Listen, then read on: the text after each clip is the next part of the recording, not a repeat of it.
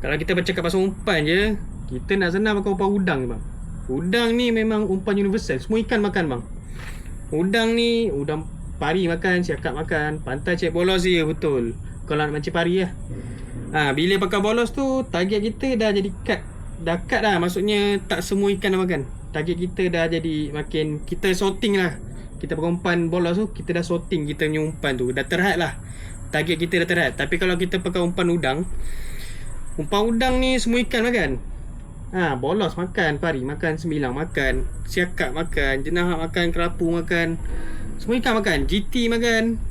Banyak ikan. Memang umpan udang ni umpan universal. So kalau bab umpan ni, udang kopek tu wajib lah. Saya pancing 8 kaki je, boleh bang. Dia yang penting, abang main pantai tu, abang nak target apa?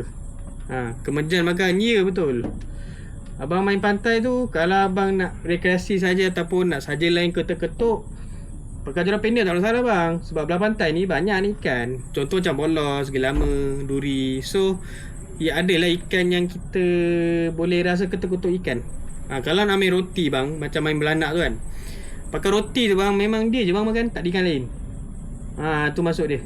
Kalau pakai roti lah, pakai roti tu memang ikan lain tak gosip. Siakap tak nak makan, kerapu pun tak nak makan roti. Better pakai udang.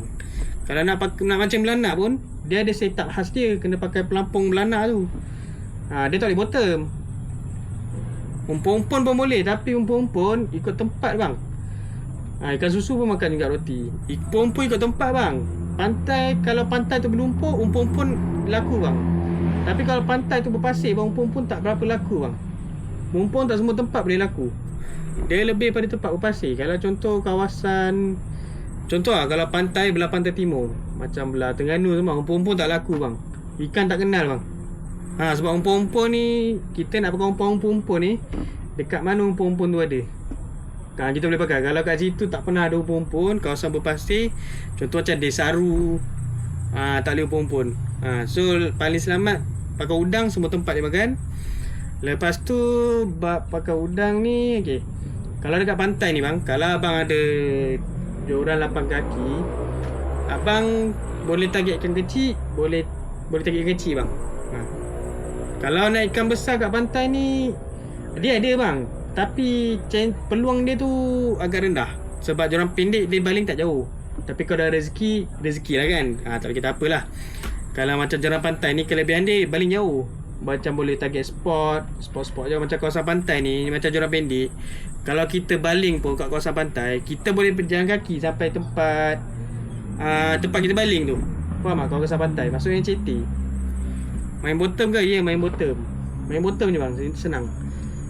Kalau macam perambut saya, kalau main pantai, nak ni kan, perambut bolos bang. Ni contoh je bang. Ni toyol. Ni macam perambut bolos ni bang. Macam ni main pantai shock bang. Kita lain bolos bang. Satu mata, dua mata, ada 2 mata.